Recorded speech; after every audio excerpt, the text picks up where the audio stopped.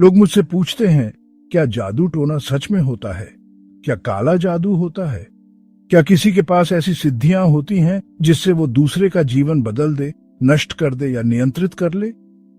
मैं हंसता हूं, क्योंकि डर के कारण तुम किसी भी बात को सच मान लेते हो। एक बार मेरे पास एक महिला आई, बहुत भयभीत कांप रही थी। उसने कहा, मुझ पर काला जादू कर दिया गया है।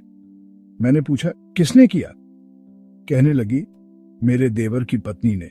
वो चाहती है मैं बीमार हो जाऊं, मेरा पति मुझसे दूर हो जाए। मैंने कहा, तो फिर हुआ क्या? वो बोली, अब तक कुछ नहीं हुआ, लेकिन मैं जानती हूं कुछ बुरा होगा। देखो, तुमने मन में एक बीज बो दिया है और अब वो तुम्हारा पीछा नहीं छोड़ेगा। जादू बाहर से नहीं होता, ये तुम्हारे ही भीतर होता है। डर ही असली काला जादू है। मेरे जीवन में हजारों शिष्य आए। किसी ने कहा, ओशो, गांव में एक बाबा है जो बिना छुए लोगों को गिरा देता है। मैंने कहा, फिर उसे कहना कि एक पत्थर को बिना छुए गिरा दे, मैं मान जाऊंगा। क्योंकि मनुष्यों को गिराना आसान है, उनका विश्वास गिराता है और पत्थर में विश्वास नहीं होता।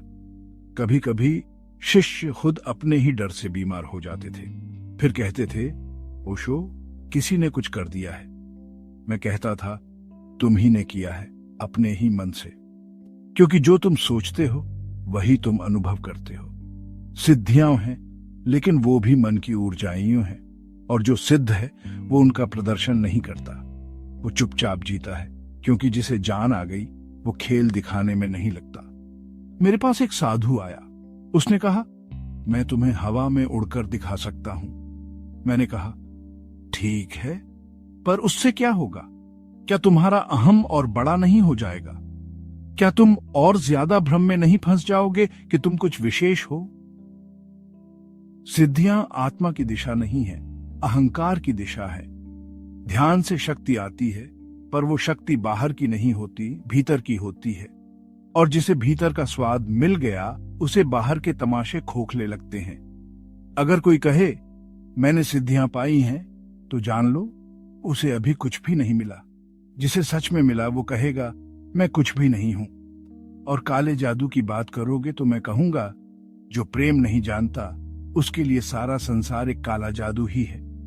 क्योंकि बिना प्रेम हर रिश्ता जंजीर बन जाता है, हर शब्द एक जादू जैसा चुभता है, हर चेहरा एक डर लगता है।